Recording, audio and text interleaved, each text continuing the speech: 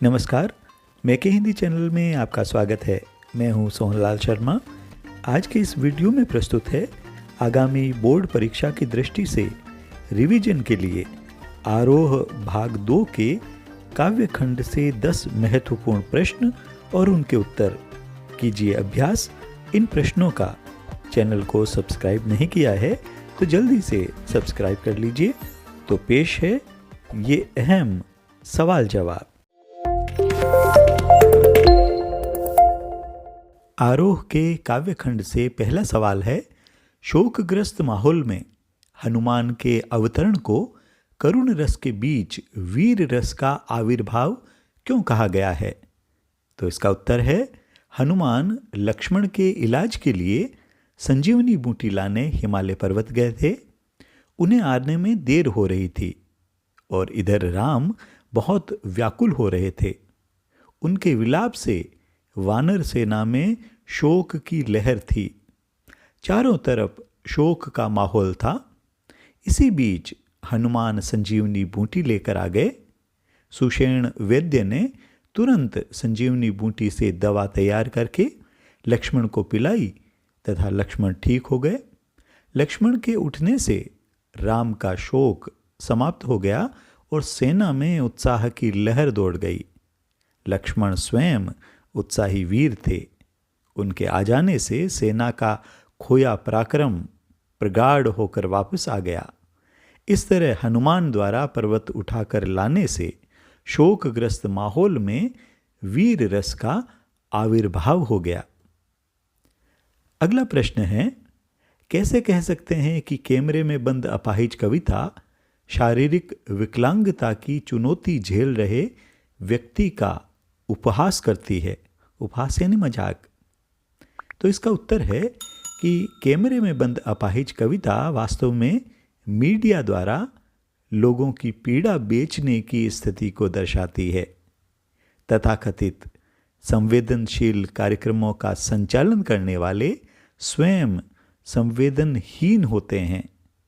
वे पीड़ित व्यक्ति से अर्थहीन यानी जिनका कोई अर्थ नहीं, निरर्थक, बेकार एवं मूर्खतापूर्ण प्रश्न पूछते हैं, क्योंकि उनका उद्देश्य सिर्फ ऐसे प्रश्न करना है जिससे पीड़ित की वेदना आंसुओं के रास्ते छलक उठे और दर्शक उनके कार्यक्रमों में रुचि ले। उनका एकमात्र उद्देश्य अपाहिज या पीड़ा युक्त व्यक्ति की वेदना को दूरदर्शन के माध्यम से बेचना होता है। वे बस यही चाहते हैं कि किसी भी तरह उनके कार्यक्रम की टीआरपी बढ़े और उन्हें इसका व्यावसायिक लाभ प्राप्त हो। अगला सवाल है कि दिन जल्दी जल्दी ढलता है में पक्षी तो लौटने को विकल हैं पर कवि में उत्साह नहीं है, ऐसा क्यों? तो इसका जवाब है कि पक्षी तो लौटने को विकल है, बेचैन है। उसके परों में चंचलता है क्योंकि घोंसले में बच्चे उनका इंतजार कर रहे होंगे। और दूसरी ओर कवि के पैरों में शिथिलता इसलिए है कि कोई भी उससे मिलने को व्याकुल नहीं होगा। अकेलेपन की पीड़ा इस कविता का प्रतिपाद्य है। मानव ही नहीं, पशु पक्षी भी भावनात्मक रिश्तों के कारण अपने जीवन में उत्साह, निरुत्साह, आशा, निराशा का अनुभव करते हैं। अगला महत्वपूर्ण प्रश्न है कि कविता के संदर्भ में बिना मुरझाए महकने के माने यानी अर्थ क्या होते हैं? तो इसका उत्तर है कि कवि कुंवर नारायण जी के अनुसार कविता कभी नहीं मुरझाती है, वह अमर होती है। वह युगों युगों तक मानव समाज को प्रभावित करती है।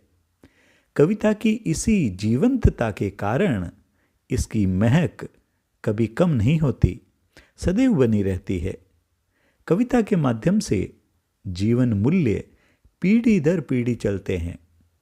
कविता कालजयी बनकर, कालजयी यानी जो समय पर भी विजय प्राप्त कर ले, जिस पर समय का भी कोई असर न हो, तो कविता कालजयी बनकर हर दौर को प्रभावित करती है। अगला प्रश्न है, उषा कविता में भोर के नभ की तुलना किससे की गई है और क्यों? तो इसका उत्तर है, उषा कविता में भोर के नभ की तुलना केसर से धुली काली सिल, नीले तालाब के जल में गौरवर्णी युवती, गौरवर्णी यानी गोरे रंग की युवती के झिलमिलाते प्रतिबिंब तथा राख से लिपे गीले चौके से की है, क्योंकि राख से लिपे गीले चौके में पानी की नमी होती है। उसमें नीलिमा और श्वेत वर्ण यानी सफ़ेद रंग का मिश्रण होता है और भोर के नभ में भी ओस के कणों में नमी होती है। इसके साथ ही इन उपमानों के प्रयोग के माध्यम से कवि प्रातःकालीन सौंदर्य, पवित्रता और स्वच्छता आदि का वर्णन करना चाहता है। अगला सवाल है कि विप्लव रव से छोटे ही हैं शोभा पाते। इस पंक्ति में विप्लव रव से क्या तात्पर्य है? तो विप्लव रव से तात्पर्य है क्रांति की गर्जना और उद्घोष। जब जब क्रांति होती है तब तब शोषक वर्ग या पूंजीपति वर्ग के सिंहासन डोल जाते हैं, उनकी संपत्ति, प्रभुसत्ता, वर्चस्व समाप्त हो जाता है। अंततः इस क्रांति का लाभ छोटे अर्थात आम आदमी को ही प्राप्त होता है। शोषित, पीड़ित जन सामान्य को ही क्रांति शोभित करती है और उसके कष्टों का निवारण होता है। अगला सवाल है, फिराक की संकलित रुबाइयों में कवि ने जो वात्सल्य का चित्र उकेरा है उस पर टिप्पणी कीजिए। तो रुबाइयाँ कविता में कवि फिराक गोरखपुरी ने वात्सल्य रस का अनूठा चित्रण प्रस्तुत किया है। माँ अपने चांद के टुकड़े यानी अपने बेटे को, पुत्र को अपने आंगन में खड़ी होकर अपने हाथों से प्यार से झुला रही है। वह अपने बच्चे को आंचल में भरकर बार बार हवा में उछाल देती है, जिससे नन्हे बच्चे की किलकारी सारे वातावरण को मनोरम बना देती है। माँ अपने बच्चे को निर्मल जल से नहलाती है और उसके उलझे बालों को कंघी से संवारती है। बच्चा भी माँ को प्यार से देखता है। जब माँ अपनी गोद में लेकर उसे कपड़े पहनाती है तो वह मनोरम चित्र सुहावना लगता है। दिवाली के अवसर पर घरों में चमकते चीनी के खिलौने बच्चे के सुंदर मुख पर नई चमक ला देते हैं। माँ प्रसन्न होकर अपने नन्हे बच्चे के मिट्टी के घर में घरोंदे में दीपक जलाती है। बच्चा अपने आंगन में ठिनकता हुआ चांद को देखकर मचल जाता है और उसे पाने की हट करता है, जिद करता है। तो माँ चांद को दर्पण में उतार कर बच्चे को दिखाती है। अगला सवाल है कि रस का अक्षय पात्र से कवि ने रचना कर्म की किन विशेषताओं की ओर संकेत किया है? तो इसका उत्तर है, अक्षय का अर्थ है नष्ट न होने वाला। कविता का रस इसी तरह का होता है। रस का अक्षय पात्र कभी भी खाली नहीं होता। वह जितना बांटा जाता है उतना ही भरता जाता है और ये रस चिरकाल तक आनंद देता है। खेत का अनाज तो खत्म हो सकता है, लेकिन काव्य का रस, कविता का रस कभी खत्म नहीं होता। कविता रूपी रस अनंत काल तक बहता है। अगला सवाल है कि बगुलों के पंख कविता का प्रतिपाद्य बताइए। तो इसका उत्तर है कि यह सुंदर दृश्य कविता है। कवि आकाश में उड़ते हुए बगुलों के पंक्ति को देखकर तरह तरह की कल्पनाएं करता है। ये बगुले कजरारे बादलों के ऊपर, कजरारे यानी काजल जैसे रंग वाले बादलों के ऊपर तैरती सांझ की सफ़ेद काया के समान लगते हैं। कवि को ये दृश्य अत्यंत सुंदर लगता है। वह इस दृश्य में भटक कर रह जाता है। एक तरफ वह इस सौंदर्य से बचना चाहता है तो दूसरी तरफ वह इससे बंद कर ही रहना चाहता है, इससे दूर नहीं होना चाहता।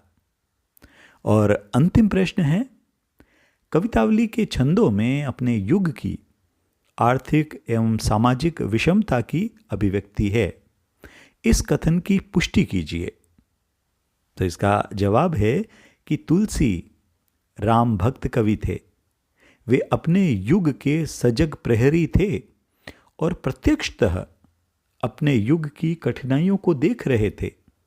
उन्होंने देखा कि उनके समय में भयंकर बेरोजगारी और भुखमरी थी। मजदूर, किसान, व्यापारी, भिखारी, कलाकार, नौकर आदि सभी काम की कमी के कारण परेशान थे। काम न मिलने के कारण चारों ओर भुखमरी और विवशता थी। सब यही कहते थे कि कहाँ जाएं, क्या करें। अतः कहा जा सकता है कि तुलसीदास जी ने अपने युग की आर्थिक व सामाजिक विषमता को भली भांति समझा और उनका अपनी रचनाओं में चित्रण किया है।